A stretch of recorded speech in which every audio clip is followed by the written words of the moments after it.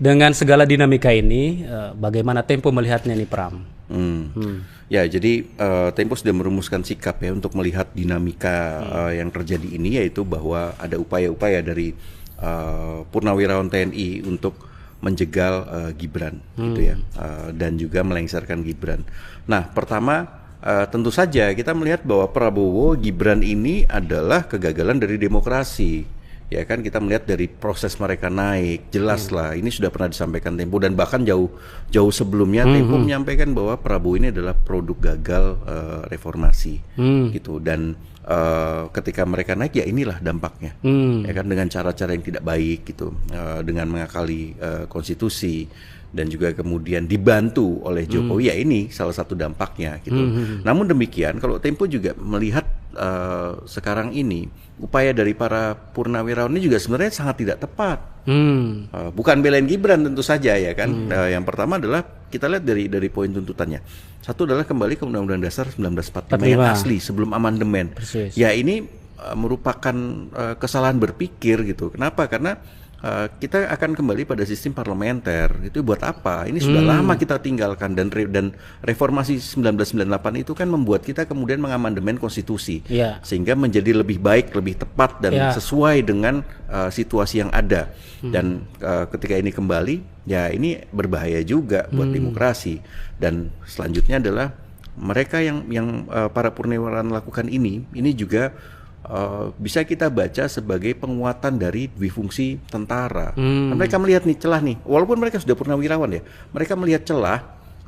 Sekarang Indonesia dipimpin oleh tentara, ya, tentara yang juga merupakan bagian dari Orde Baru, dan disitulah mereka kemudian ingin kembali masuk lagi tentara, apalagi setelah revisi Undang-Undang TNI. Nah ini tentu saja berbahaya sikap semacam ini. Kita jangan biarkan sipil ini diobok-obok. Biarkanlah urusan demokrasi dan lain-lain diurus oleh sipil, tentara dan juga purnawirawan, ya sudahlah. Kalau sudah selesai tugasnya sudah, gitu. Tidak perlu juga kemudian mereka menjadi atau membawa kultur tentaranya lagi. Mereka harus berpikir soal demokrasi. Mereka sudah sipil. Nah, kurang lebih seperti itu. Menarik ini. Tapi gue nambahin sedikit, Wan. Tadi kan soal kembali ke sistem parlementer ya. Itu artinya adalah nanti lu nggak bisa nyoblos lagi pemilihan presiden, karena pemilihan presiden hanya melewati MPR, Majelis Permusyawaratan Rakyat, dan bisa saja nanti aturan batas 2 periode diganti atau nanti adili Jokowi makzulkan Gibran, saya mau tanda tangan. Malah ada yang begitu, Bang. Jenderal bintang 4 itu. Artinya menurut saya ini akan jadi snowball. Dukungannya akan menjadi wapres. Saya geleng-geleng kepala. Jadi menurut Pak Tri, ada 6 orang, Prabowo dengan Gibran. Prabowo-nya nggak ada masalah. Anies dengan Caimin nggak ada masalah. Kemudian Ganjar dengan Mahfud nggak ada masalah. Yang dia masalahkan Gibran ini. Artinya siapapun yang menang nggak ada masalah gitu kan. Ini kontestasi. Orang-orang ini sudah melalui proses panjang semuanya. Tapi yang ini nggak bisa. Jadi ini menurut saya nggak ada kenegarawanan di Jokowi di situ. Kaget juga saya bahas seperti itu. Nah, ini belum menyambung ini yang tuntutan 300 jenderal itu. Ini masih di rumahnya nih, rumah beliau ini. Makanya nggak ada itu. Dan dia belum nggak bahas ke pada saat Bang saya Ginting. ngobrol nggak ada. Belum ada cerita-cerita. Dan Bang Ginting nggak tahu itu kan? Nggak tahu sama sekali. Itu kita bikin penasaran ya. Abis dia dari sana tiba-tiba. Tiba itu kan tanggal 9 ya. Kemudian mereka mau buat pertemuan itu kan tanggal 17. Artinya persis 1 pekan setelah saya bertemu kan. Nah itu rupanya sebelum Lebaran mereka sudah bertemu sama Pak Tri. Jadi prosesnya itu sejak awal Februari. Purnawirawan. Jadi kan ada 103 jenderal angkatan darat, ya kan. Kemudian 75 laksamana angkatan laut, ya kan, dan juga sekitar 67 marskal angkatan udara. Berarti yang laksamana kan juga termasuk jenderal marinir kan, karena marinir pakai pangkatan sama angkatan darat, jenderal plus 91 kolonel. Berarti kan hitungannya 200-an perwira tinggi plus 91 kolonel kan. Tapi ini Pak Fajri nggak cerita kan ini soal waktu? Nggak cerita sama sekali. Oh, oke. Nggak sama sekali, saya nggak ngomongin itu. Ya, Tapi begitu deklarasi, kaget ada nama Patri. Tapi begitu ngelihat poin-poinnya, kok sama ini poinnya kan? Itu kan yang saya baca itu kan ada 8 poin nih. Ini coba deh. Oke, ini kita dalami oke. Satu-satu. Ini ada 8 nih. Ini menarik nih. Pernyataan Satu, sikap Purnawirawan prajurit TNI. Ini poin pertama, nomor 1. Kembali ke UUD 4. Lagi dan lagi tuntutan pemakzulan Gibran semakin besar, semakin merebar luas di seluruh pelosok negeri Indonesia, dan bahkan di kota-kota besar, di pelosok-pelosok, dan mungkin sampai ke desa-desa.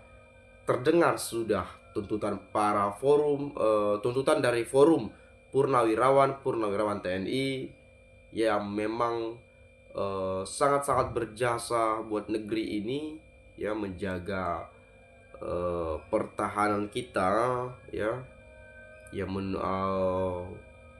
Ini tentu bukan hal yang main-main, bukan yang kaleng-kaleng, dan ini pasti yang sangat serius dan didasari dengan pemikiran-pemikiran, ya, didasari dengan ide-ide gitu, ya, gagasan, ya, atau mungkin ada sesuatu hal yang mereka pikirkan, Gibran ini nggak pantas nih, Gibran ini nggak cocok nih, Gibran ini melanggar ini, barangkali ada seperti itu, sehingga mereka menuntut agar wakil presiden segera diganti. Kurang lebihnya seperti itu, ya. Siapa yang menggantikan? Nah, nanti teman-teman jawab sendiri siapa yang cocok. Banyak nama sudah yang saya mungkin menganggap layak dan cocok banget lah gitu, ya, mendampingi Bapak Prabowo Subianto. Nah, kemudian kalau kita melihat bahwa pada saat ini memang negara ini banyak sekali persoalan-persoalan yang sedang dihadapi. Banyak kasus-kasus yang sampai saat ini belum terpecahkan, belum terselesaikan dan dituntaskan. Banyak yang sudah bikin gaduh, ya. Banyak kasus yang bikin gaduh, maksud saya seperti itu, ya, seperti kasus soal ijazah palsu Pak Jokowi katanya gitu, ya. Belum lagi tuntutan ini gitu, ya. Ya, memang harusnya ditanggapi secara serius, ya. Bikin gaduh dalam artian bukan yang si penuntut gitu, ya, ataupun yang mengatakan ijazahnya palsu, tetapi bagaimana karena ini ijazah asli atau palsu nih, jadi buat gaduh gitu, ya. Ini beneran dicoba atau enggak nih gitu, ya, jadi gaduh. Karena inilah yang terjadi, adanya pro dan kontra, dan itu hal yang biasa, dan namanya juga kita negara demokrasi, ya. Ya, tentu tuntutan itu juga pasti berlandaskan hukum, ya, mungkin saja seperti itu. Tapi kalau memacu pada putusan 90 tahun 2023, ya saya rasa potensinya kecil, ya. Karena bagaimanapun itu sudah diakui sah oleh Mahkamah Konstitusi. Nah, kalau saya lihat di sini, saat ini kekuasaan presiden itu tidak ada batas, alias tidak ada lagi yang kontrol. Kalaupun para purnawirawan itu kembali ke Undang-Undang Dasar 45, asli bisa dibenarkan. Permasalahannya Pak Jokowi tidak menunjukkan ijazah asli, padahal kalau ditunjukkan dengan secara legowo, maka rakyat akan menilai kejujurannya. Juga pada saat menjelang pemilu, Gibran jadi cawapres merubah konstitusi yang dinilai cacat konstitusi. Pak Jokowi memaksakan anaknya walaupun kriterianya belum mumpuni, sehingga jadi bulan-bulanan masyarakat. Inilah negara super aneh, banyak orang pintar di bidang hukum, tata negara, ya, hukum pidana, tetapi mainstream, ya, kejahatan hukum baik tata negara maupun hukum pidana tetap saja bisa lolos dan disahkan.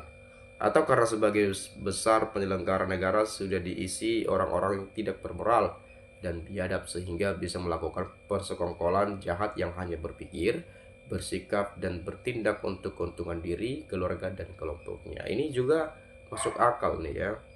Sebetulnya kita lihat ya, ini kan orang yang berpendidikan, sudah berpengalaman, sudah ini itu dan lain-lain. Kok sudah tahu usianya belum cukup, kenapa disetujui? Kenapa direstui?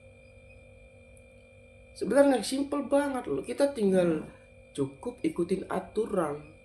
Kita merubah aturan untuk mencukupi orang.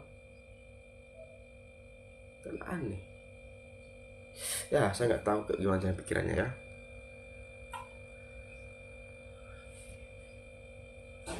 Kecurangan sipil jangan diolok-olok militer. Kenyataan yang terjadi sipil yang mengobok-obok militer ya. Terjadi perpecahan di tubuh TNI oleh Jokowi untuk melanggengkan pengaruh kekuasaan walaupun tidak jadi presiden lagi. Projo dan Progib dan Parpol Parcok sudah ancang-ancang dan persiapan dukung Gibran maju Capres 2029. Kesimpulannya diduga kader PSI yang memposting ijazah Jokowi memberikan ijazah bohong. Diduga kader PSI belajar dari idola dan ketumnya karena ingat peribahasa buah jatuh tidak jauh dari pohonnya. Jokowi diduga terlalu banyak menonton drakor dan sekarang menjadi sutradara sekaligus peran utama. Diduga sudah bisa ditebak ending dari sang sutradara, lihat saja ya persidangan di Solo. Jokowi mengingkari perkataannya sendiri di mana dia dan pengacaranya bilang akan menunjukkan ijazahnya di persidangan. Tiba-tiba dia menolaknya. Jadi wajar kalau Prabowo yang terhormat hidup Jokowi karena diduga kagum akan kebohongan sang mentornya. Inilah masalah ijazah tadi yang saya katakan gitu ya. Apa sulitnya gitu ya membawa ijazah asli di sidang pengadilan. Ini kan toh juga sah secara hukum. Ini kan ranah hukum, proses pengadilan. Kalau memang Anda punya ijazah palsu gitu ya, yang lainnya itu bawakan bukti ijazah palsunya. Oh ini loh makanya palsu kami katakan. Kalau orangnya Pak Jokowi mengklaim itu asli, ijazah asli, tinggal tunjukkan saja ijazah yang ada pada Jokowi sekarang, asli atau betul, asli atau palsu gitu ya, bawakan saja. Kan katanya nggak ada dibawa. Kan aneh juga nih barang ya. Pemilih cerdas akan melahirkan pemimpin cerdas dengan demokrasi pemilu yang baik. Pemilu 2024, pemilu paling buruk dalam sejarah demokrasi modern. Yang mempermasalahkan ijazah palsu bukan hanya rival Jokowi, tapi yang netral juga sangat banyak, dari rakyat biasa sampai rakyat atas, sampai ilmuwan termasuk Trismon Sianipar, juga ilmuwan dan praktisi yang terpanggil karena kecintaannya terhadap bangsa dan negara. Suasana semakin gaduh yang membuat rakyat tambah mencurigai bahwa ijazah Jokowi palsu. Penyebabnya, Jokowi tidak pernah transparan memperlihatkan ijazahnya di depan publik, apalagi banyak para ahli digital yang menemukan kejanggalan-kejanggalan baik terhadap skripsinya maupun ijazah di media sosial. Nah inilah persoalan tadi ya, makanya semua ribut-ribut nih, gaduh semuanya ya.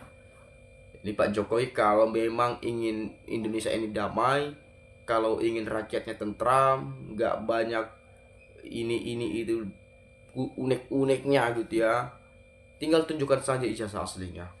Kita tunggu itu ya, Pak Jokowi yang terhormat, tunjukkan ijazah aslimu gitu ya, yang Anda pegang saat ini. Udah clear. Jadi kita nggak bahas-bahas itu lagi tiap hari loh ya. Alangkah sayangnya kita tiap hari membahas itu, padahal orang luar negeri sana sudah berpikir untuk membuat robot, membuat kurir bisa jadi robot misalnya gitu, atau membuat tukang sapu jadi robot gitu ya. Jadi semuanya orang itu ya robotik gitu ya. Dan kita lihat orang luar negeri misalnya belajar AI, udah masuk tahap berapa, kita sibuk ngurusin ijazah. Dan memang kesibukan kita ini belum terpecahkan dan belum terjawabkan sampai sekarang, yaitu yang dipegangnya asli ya, atau ijazah yang diklaim asli yang dipegang Jokowi itu tidak ditunjukkan. Kenapa nggak menunjukkan? Ada apa? Nah, ini jadi tentang juga ya. Mungkin itu saja. Terima kasih. Salam dan sampai jumpa.